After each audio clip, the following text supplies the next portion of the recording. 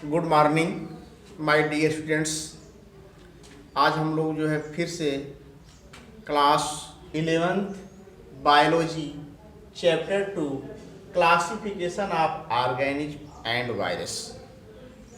Classification of organism and virus का मतलब यह हुआ बेटा जीवधारियों का वर्गीकरण, जीवधारियों का वर्गीकरण व वायरस अर्थात विषाणु। तो चैप्टर का नाम आप बता, जीवधारियों का वर्गीकरण व विषाणु के बारे में बेटा आप अध्ययन करेंगे। तो देखिए, सबसे पहले हम आप लोग यह जानते हैं बेटा जीवधारियों का वर्गीकरण। तो वर्गीकरण मतलब आपको यह बताया गया था पिछले चैप्टर में।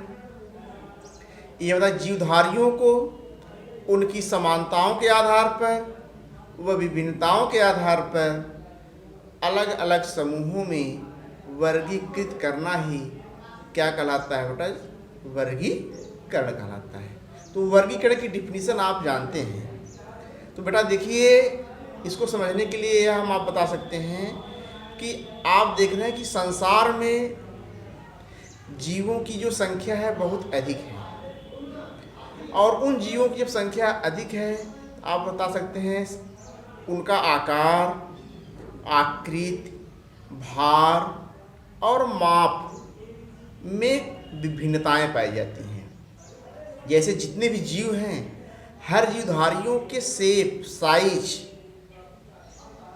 और जीवों की संख्या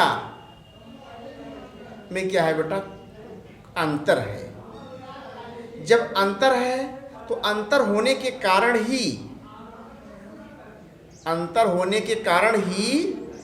हम आप लोग कहते हैं उनकी पहचान करना, जीवों की पहचान करना व अलग अलग उनका अध्ययन करना संभव नहीं है। तो कहने का मतलब, जब इतने सारे जीवधारी इस संसार में, इस जगत में उत्पन्न हो गए हैं, तो सभी जीवों की पहचान और उनका अध्ययन एक साथ करना संभव नहीं है। तो अध्ययन में सुविधा होने के लिए वैज्ञानिकों ने क्या किया बेटा, वर्गीकरण का सहारा लिया। जब वर्गीकरण का सहारा लिया तो वर्गीकरण में आप ये बता सकते हैं जीवधारियों को उनके लक्षणों के आधार पर अलग अलग समूहों में जो है बेटा बांट दिया गया, जिसे हम आप लोग कहते हैं बेटा वर्गीकरण। तो आप यहाँ सबसे पहले यह जानेंगे इस टॉपिक में जैव विविधता क्या है, जिसे आप बायोडाइवर्सिटी कहते हो। बायोडाइवर्सिटी का मतलब यही हुआ जीवधारियों में पाई जाने वाली विभिन्नताओं को हम आप लोग क्या कह सकते हैं, जैव विविधता कहते हैं। इसीलिए आपको बताया गया संसार में बहुत सारे जीव हैं और उनकी आकृति, आकार, माप क्या है बेटा, अलग अलग है। इसलिए उन सभी जीवों का अध्ययन और उनकी पहचान एक साथ करना संभव नहीं है। वैज्ञानिकों ने क्या किया, लक्षणों के आधार पर उन जीवों को जो है बेटा अलग अलग समूहों में जो है बेटा बांट दिया, जिसे हम आप लोग कहते हैं बेटा वर्गीकरण कहते हैं। तो आप जैव विविधता की डिफिनीशन और वर्गीकरण की डिफिनीशन एक बार फिर से सुन लीजिए बेटा। जैव विविधता की डिफिनीशन आपको यही बताना है कि जीवधारियों में पाई जाने वाली विभिन्नता को ही हम आप लोग जैव विविधता कहते हैं। इसके बाद आप ये बता सकते हैं वर्गीकरण। तो आप बताएंगे कि जीवों को उनकी समानताओं के आधार पर व विभिन्नताओं के आधार पर अलग अलग समूहों में बांटना ही क्या कहलाता है बेटा, वर्गीकरण कहलाता है। अब इस वर्गीकरण के बाद हम आप लोग ये देखेंगे बेटा कि वर्गीकरण की आवश्यकता जीवों में निम्नलिखित कारणों के आधार पर वर्गीकरण करना आवश्यक है बेटा। जीवों में निम्नलिखित कारणों के आधार पर वर्गीकरण बेटा आवश्यक है। अगर वर्गीकरण नहीं किया जाएगा तो हम आप जीवों की पहचान या जीवों का अध्ययन आसानी से नहीं कर सकते हैं, या हमें आपको अध्ययन करने में कठिनाई होगी। तो वैज्ञानिकों ने क्या किया, एक सहारा लिया वर्गीकरण का। तो वर्गीकरण से हम आप जो है भिन्न भिन्न प्रकार के जीवों की पहचान भी कर सकते हैं और उनके बारे में सरलता से अध्ययन भी कर सकते हैं, सरलता से अध्ययन कर सकते हैं। इसलिए आप अगला टॉपिक बेटा पढ़ेंगे वर्गीकरण की आवश्यकता। तो निम्नलिखित कारणों के आधार पर वर्गीकरण बेटा आवश्यक है। जीवों के निम्नलिखित कारणों के आधार पर वर्गीकरण आवश्यक है। तो पहला आप बता सकते हैं बेटा अध्ययन की सुविधा। किसकी सुविधा? अध्ययन की सुविधा। दूसरा बता सकते हैं बेटा जैव विकास के क्रम का ज्ञान, अनुकूलन का ज्ञान, जाति वृत्ति का ज्ञान, नए पादपों की खोज। तो आप इसको देख लीजिए बेटा, वर्गीकरण की आवश्यकता आप बताएंगे। पहला बेटा जो है क्या, अध्ययन की सुविधा।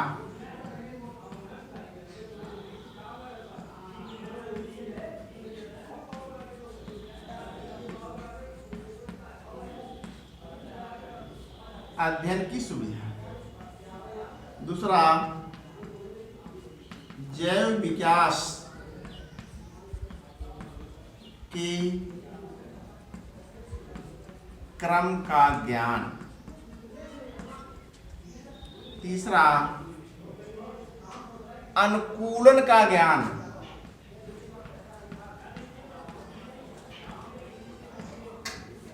अनुकूलन का ज्ञान। अगला आप बताएंगे जाति वृत्ति का ज्ञान।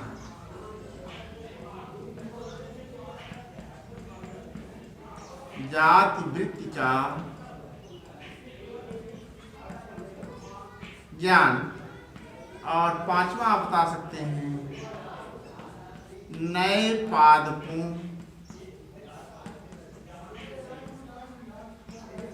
की खोज। ये आप पॉइंट्स बता सकते हैं वर्गीकरण की आवश्यकता में। निम्नलिखित जीवों की निम्नलिखित कारणों के आधार पर वर्गीकरण आवश्यक है। पहला आप बताएंगे अध्ययन की सुविधा। अध्ययन की सुविधा बेटा। दूसरा आप बता सकते हैं क्या, जैव विकास के क्रम का ज्ञान, अनुकूलन का ज्ञान, जाति वृत्ति का ज्ञान, नए पादपों की खोज। आप कन्वेंशंस ऑफ स्टडी आप कह सकते हैं, कन्वेंशंस ऑफ स्टडी। इसके बाद सेकंड आप बता सकते हैं जैव विकास के क्रम का ज्ञान, knowledge of sequence of evolution. अगला नॉलेज ऑफ एडाप्टेशन। अगला बता सकते जाति वृत्ति का ज्ञान, नॉलेज ऑफ फाइलोजेनिक, नए पादपों की खोज, डिस्कवरी ऑफ न्यू प्लांट्स। आप यहां बता सकते हैं अध्ययन की सुविधा की इंग्लिश क्या होगी बेटा, कन्वेंस ऑफ स्टडी, जैव विकास के क्रम का ज्ञान, नॉलेज ऑफ सीक्वेंस इवोल्यूशन, अनुकूलन का ज्ञान, नॉलेज ऑफ एडाप्टेशन, जाति वृत्ति का ज्ञान, नॉलेज ऑफ फाइलोजेनिक, नए पादपों की खोज, डिस्कवरी ऑफ न्यू प्लांट्स। तो हम आप लोग जो है सबसे पहले ये पढ़ेंगे बेटा अध्ययन की सुविधा। अध्ययन की सुविधा। तो देखिए बेटा अध्ययन की सुविधा, वर्गीकरण से हमें आपको जीवों के अध्ययन में सुविधा होने लगी। तो कहने का मतलब यही है कि संसार में करोड़ों प्रकार के जीव हैं और उन प्रत्येक जीवों का अध्ययन करना एक साथ सुविधाजनक नहीं है। कहने का मतलब यही है कि जब इस संसार में करोड़ों जीव हैं और उन करोड़ों जीवों का अध्ययन हम आप लोग जो बेटा एक साथ नहीं कर सकते हैं, तो हमें आपको अध्ययन में क्या होगी बेटा, कठिनाई होगी, अर्थात सुविधाजनक नहीं होगा। जब सुविधाजनक नहीं होगा तो वैज्ञानिकों ने क्या किया बेटा, वर्गीकरण का सहारा लिया। इस वर्गीकरण के सहारा लेने से यह लाभ हुआ कि जितने भी जीवधारी हैं उन जीवधारियों की हम आप पहचान करके उनको अलग अलग भागों में बेटा क्या किया गया, वर्गीकृत कर दिया गया। जैसे आप यहाँ बता सकते हैं केवल मानव का अध्ययन करने से उनके वर्ग स्तनधारी से संबंधित अंत जीवों के बारे में हम आप लोग जो है जान जाते हैं। कहने का मतलब यह है केवल मानव जाति का अगर आप अध्ययन कर लेते हैं, जैसे मान लीजिए मानव जाति में आप बता सकते हैं स्तनधारी। अब इस स्तनधारी से रिलेटेड जितने भी जीव जंतु हैं उनके बारे में हम आप लोग आसानी से अध्ययन कर सकते हैं। तो कहने का मतलब यही हुआ, अगर मानव के आप लक्षण जान रहे हैं, मानव की पहचान आप कर सकते हैं, तो इस मानव से रिलेटेड जितने भी जीवधारी हैं, स्तनधारी हैं, उनके बारे में आप सरलता से अध्ययन कर सकते हैं। अर्थात ये भी कह सकते हो उस मानव से मिलते जुलते भी क्या होंगे, उनमें भी लक्षण पाए जाएंगे। इसीलिए हम आप लोग कह सकते हैं वर्गीकरण से जीवों के अध्ययन में हमें आपको क्या हुई बेटा, सुविधा हुई। इसे कन्वेंशंस ऑफ स्टडी के नाम से जानते हो।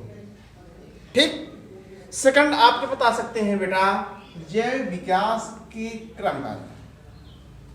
जैव विकास, knowledge of evolution, knowledge of evolution. तो देखिए बेटा नॉलेज ऑफ इवोल्यूशन से मतलब यही है बेटा, इवोल्यूशन आप क्लास 10 में पढ़े होंगे। जीवधारियों में या जीवों में होने वाले क्रमिक विकास को ही हम आप लोग क्या कर सकते हैं बेटा, जैव विकास कहते हैं। जीवों में होने वाले क्रमिक विकास को हम आप लोग जैव विकास कह सकते हैं। जैसे आप यहां कह सकते हो बेटा,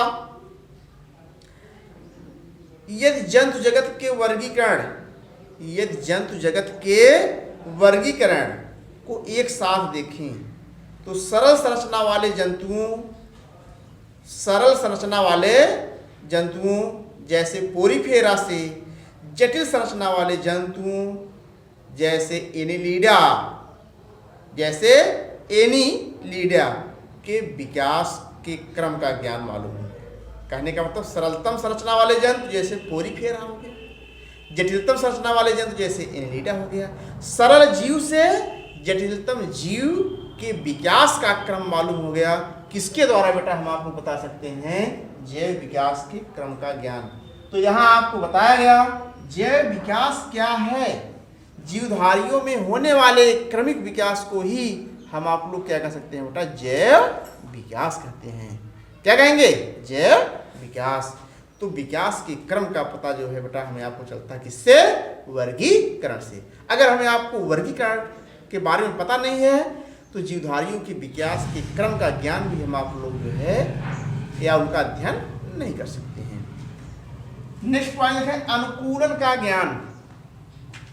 अनुकूलन का ज्ञान, तो देखिए बेटा अनुकूलन के ज्ञान से मतलब यह हुआ, अनुकूलन मतलब adaptation of, knowledge of adaptation. प्रत्येक जीवधारी अलग अलग, मतलब जितने भी जीवधारी हैं सब जीवधारी किसी न किसी वातावरण में रह करके क्या करते हैं, अपना जीवन यापन करते हैं और उसी में जो है अपना जीवन काल भी जो है पूरा करते हैं, उसी में रह करके अपना जीवन काल भी पूरा करते हैं। तो अलग अलग जीवधारियों के लिए क्या होता है बेटा, अलग अलग परिवेश होना चाहिए और वो जो परिवेश हो उसके सुटेबल होना चाहिए, जिससे जीवधारी उस परिवेश में रह करके अपना जीवन यापन सरलता से कर सके। तो इसके बारे में भी हम आप लोग जो है बता सकते हैं बेटा, अनुकूलन का ज्ञान। जीव अपने आप को जिस परिवेश में रहने योग्य बना ले, ढाल ले, उसी को कहते हैं बेटा अनुकूलन। तो वर्गीकरण से हमें आपको जीवधारियों के अनुकूलन का भी जो है पता चल गया कि कौन सा जीवधारी किस परिवेश में रहने योग्य है। अगर उसको जो है उचित ताप मिल रहा है, उचित भोजन मिल रहा है, मतलब सब कुछ मिल रहा है, उस परिवेश में क्या करता है वह अपना जीवन यापन कर लेगा। अगर मान लीजिए इनमें किसी भी प्रकार किसी भी चीज़ की कमी हो गई तो उस परिवेश में जो है बेटा वह रह नहीं सकता है। तो इसलिए हम आप कह सकते हैं बेटा अनुकूलन का ज्ञान का पता चला हमें आपको किससे बेटा, वर्गीकरण से। सेकंड लास्ट फोर्थ देखेंगे जात वृत्ति का ज्ञान, knowledge of phylogeny. Knowledge of phylogeny, देखिए नॉलेज ऑफ फाइलोजेनी मतलब वर्गीकरण जात वृत्ति पर आधारित है। वर्गीकरण किस पर आधारित है, जात वृत्ति पर आधारित है। तो इस जात वृत्ति का मतलब यह हुआ बेटा कि इस संसार में जितने भी जीव की उत्पत्ति हुई है वे सभी जीव की उत्पत्ति जो है बता सकते हैं समान पूर्वजों से हुई है। मतलब कि जीवों की उत्पत्ति समान पूर्वजों से हुई है। अगर जो हमारे आपके पूर्वज हैं हम लोगों ही जैसे हैं, इसीलिए आप यहाँ बता सकते हैं आनुवंशिक, जननिक तथा विकासी गुणों के आधार पर जीवों का वर्गीकरण क्या कहलाता है? जात वृत्तीय वर्गीकरण कहलाता है। आनुवंशिक, जननिक तथा विकासी गुणों के आधार पर जीवों का वर्गीकरण करना जात वृत्तीय वर्गीकरण कहलाता है। इससे आप यह बता सकते हैं किसी भी जीव जात के विकासी क्रम को जात वृत्ति कहते हैं। विकासी क्रम को जात वृत्ति कहते हैं। इसीलिए बताया गया कि नए जीवों की उत्पत्ति या नए जीव की उत्पत्ति जो है बेटा समान पूर्वजों से हुई है। इसे कह सकते हैं जात वृत्ति का ज्ञान। विकासी क्रम, जात वृत्ति का मतलब विकासी क्रम को ही जात वृत्ति कहते हैं। अब इसमें हम आप विकास के क्रम का अध्ययन करेंगे, जैसे आनुवंशिक, जननिक और विकासी गुणों के आधार पर। इसे आप फाइलोजीनी कहते हैं, नॉलेज ऑफ फाइलोजीनी के नाम से जानते हैं। लास्ट आप देखेंगे नए पादपों की खोज। नए पादपों की खोज से पता यह चला बेटा जाति वृत्ति विधि से किए गए वर्गीकरण को अज्ञात पादपों के बारे में पता चलता है। तो जो जात वृत्ति है इससे आपको मालूम हो गया आनुवंशिक लक्षण, विकासी क्रम, जैनिक लक्षण, ये सब मालूम हो गया। तो नए पादपों की खोज से आपको मालूम हो गया बेटा जात वृत्ति विधि से यह मालूम हुआ कि हम आप किन पौधों के बारे में जानते हैं और किसके बारे में नहीं जानते हैं। तो जिसके बारे में आप जानते हैं तो कोई बात नहीं है, और जिसके बारे में आप नहीं जानते हैं, जिन पौधों के बारे में आप नहीं जानते हैं, उन पौधों के बारे में भी जो है जात वृत्ति से जो है बेटा हमें आपको पता चल गया। इस वर्गीकरण के आधार पर पादप वैज्ञानिक नए पादपों की खोज के लिए बेटा क्या हो गए? तत्पर हो गए। पादप वैज्ञानिक क्या किए?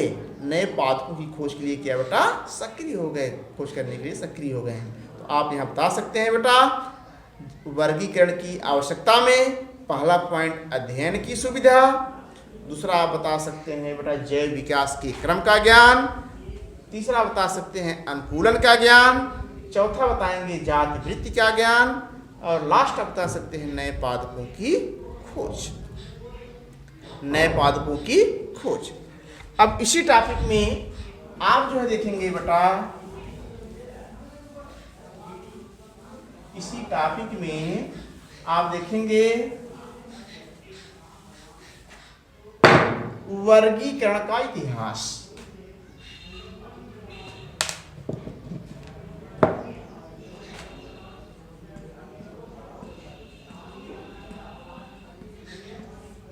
वर्गीकरण का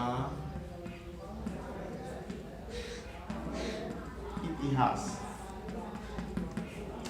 history of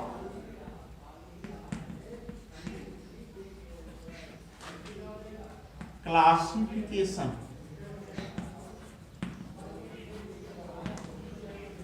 history of classification, ठीक। तो हिस्ट्री ऑफ क्लासिफिकेशन में आप यह जानेंगे बेटा प्राचीन काल में आयुर्वेद आचार्य, प्राचीन काल में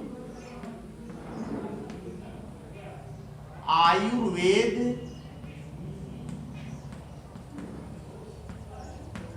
आचार्य चरक, ये भी क्या है? वैज्ञानिक है, आयुर्वेदाचार्य। आयुर्वेद के आचार्य चरक ने अपनी पुस्तक चरक संहिता, अपनी पुस्तक, इनकी पुस्तक का क्या नाम बताएंगे? चरक संहिता। ये क्या बेटा? आयुर्वेद आचार्य चरक की पुस्तक का नाम है चरक संहिता। इस चरक संहिता में लगभग 200 प्रकार के जंतुओं और 340 प्रकार के जो है बेटा पादपों की जो है उन्होंने बारे में पता लगाया। तो कहने का मतलब आप यहाँ कह सकते हैं 200 प्रकार के जंतु और 340 प्रकार के पौधे के बारे में पता लगाया। किसने? आचार्य चरक ने अपनी पुस्तक में इतने जंतु और इतने पौधों के बारे में ये बेटा पता लगाया। बाद में आप जानते हैं अरस्तु। अरस्तु आप बता सकते हैं, अरस्तु और उनके कुछ अन्य ग्रीक दार्शनिकों ने 4वीं और 3री शताब्दी ईसा पूर्व में जीवधारियों को जो है बेटा 2 समूह में बांटा। कितने समूह में? 2 समूह में। एक आप बता सकते हैं जंतु और दूसरा बता सकते हैं बेटा पादप। जंतु और पादप। अरस्तु ने जंतुओं को भी जो है 2 प्रमुख समूह में बांटा। पहला आप बता सकते हैं एनाइमा, इनेइमा। आप पहला क्या बताएंगे बेटा? एनाइमा, इनेइमा, एनाइमा और इनेइमा। तो अरस्तु ने जो है अपनी पुस्तक में जो है जंतुओं को जो है बेटा 2 समूह में बांटा। पहला आप बता सकते हैं एनाइमा, दूसरा इनेइमा बता सकते हैं। तो एनाइमा का मतलब यह हुआ कि जिनमें आरबीसी एब्सेंट हो, जिनमें आरबीसी एब्सेंट हो। आरबीसी क्या होता है इसमें? एब्सेंट। कहने लाल रुधिर जो कणिकाएं होती हैं वे क्या होती हैं? नहीं पाई जाती हैं। और इसका एग्जाम्पल्स आप बता सकते हैं जैसे स्पंज, मोलस्का और आर्थ्रोपोडा। इसका एग्जाम्पल बेटा बताएंगे स्पंज, मोलस्का और आर्थ्रोपोडा। तो ये जितने भी जंतु हैं इनमें लाल रुधिर क्या होता है? नहीं पाया जाता है। इसलिए ऐसे जीवों को, ऐसे जंतुओं को हम आप एनाइमा के नाम से जानते हैं। सेकंड आप बता सकते हैं जो इनेइमा है। इनेइमा का मतलब यह है इसमें आरबीसी प्रेजेंट होती है, आरबीसी पाई जाती है बेटा। आरबीसी क्या होती है? पाई जाती हैं। लाल रुधिर कणिकाएं क्या होती हैं? पाई जाती हैं। इसलिए इस समूह को 2 उप समूहों में जो है बांट दिया गया है। कितने? 2 उप समूह में बांट दिया गया है, जिसे हम आप लोग कहते हैं बेटा ओविपेरस और विविपेरस। ओविपेरस और विविपेरस। ओविपेरस का मतलब आप बता सकते हैं ओविपेरस और विविपेरस। ओविपेरस का मतलब होगा बेटा अंडयुज। विविपेरस का मतलब आप बता सकते हैं जरायुज। इसको अंडज और पिंडज के नाम से जानते हैं बेटा। अंडज और पिंडज के नाम से जानते हैं। ओविपेरस का मतलब अंडा देने वाले जंतु। अंडा देने वाले जंतु को आप ओविपेरस कहेंगे। क्या कहेंगे? ओविपेरस के नाम से आप बताएंगे। जैसे आप बता सकते हैं सरीसृप, पक्षी, मछलियां, कुछ उभयचर, ये सब बता सकते हैं ओविपेरस के अंतर्गत आते हैं। जो विविपेरस है आप बता सकते हैं जो बच्चा देते हैं, जो बच्चा पैदा करने वाले जंतु होते हैं उनको आप क्या कह सकते हैं बेटा? विविपेरस कहते हो। क्या कहते हो? विविपेरस कहते हो। जैसे आप बता सकते हैं पशु हो गया, मनुष्य हो गया, ये क्या करते हैं? बच्चा देते हैं। इसलिए आप यहाँ बता सकते हैं अरस्तु ने जो है जंतुओं को जो है 2 समूह में बांटा। एक एनाइमा, दूसरा इनेइमा। जो इनेइमा है आप बताएंगे इसमें आरबीसी पाई जाती हैं, एनाइमा में आरबीसी नहीं पाई जाती हैं। एग्जाम्पल आप बता सकते हैं स्पंज, मोलस्का और आर्थ्रोपोडा। आगे देखेंगे जो इनेइमा होगा, इसको जो है दो उप समूह में बांटा गया, एक ओविपेरस और अगला बता सकते हैं विविपेरस। ओविपेरस मतलब अंडा देने वाले जंतु, जैसे एग्जाम्पल्स आपको बताया गया, कुछ उभयचर हैं, मछलियां हैं, ठीक, ये सब बता सकते हैं बेटा ओविपेरस के अंतर्गत आती हैं, और पक्षियां भी आती हैं। जो विविपेरस है बच्चा देते हैं या बच्चा देने वाले जंतु होते हैं, जैसे मनुष्य हो गया और पशु हो गया, इनको आप कह सकते हैं बेटा विविपेरस। या आप जो है बता सकते हैं किसके बारे में, वर्गीकरण के इतिहास, आप इसको नोट में लिख लेंगे और यह इम्पॉर्टेंट फैक्ट है, एनसीईआरटी में यह इम्पॉर्टेंट फैक्ट है बेटा। इसको क्या कहते हैं, इम्पॉर्टेंट फैक्ट। आप बता सकते हैं किसमें, एनसीईआरटी में। एनसीईआरटी में इम्पॉर्टेंट फैक्ट है, हिस्ट्री या क्लासिफिकेशन के बारे में आपको जो है पता हो गया होगा कि आयुर्वेद आचार्य कौन है, चरक हैं, उनकी पुस्तक का क्या नाम है, चरक संहिता है। इन्होंने कितने जंतुओं और कितने पौधों के बारे में पता लगाया, आप तरह से 200 जंतुओं के बारे में और 340 पौधों के बारे में जो है पता लगाया।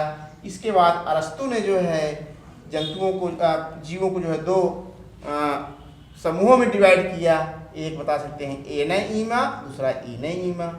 इसके बारे में आपको बताया गया और आप इसको जो है नोट कर लीजिए, जिससे आपको पढ़ने में कोई परेशानी ना हो। आज यह पार्ट 1 था बेटा, क्लास 11th बायोलॉजी का पार्ट 1 था, लिखने में भूल हो गई थी, ये बेटा पार्ट 1 था। नेक्स्ट डे को आपको वर्गीकरण की पद्धतियाँ बताया जाएगा। धन्यवाद।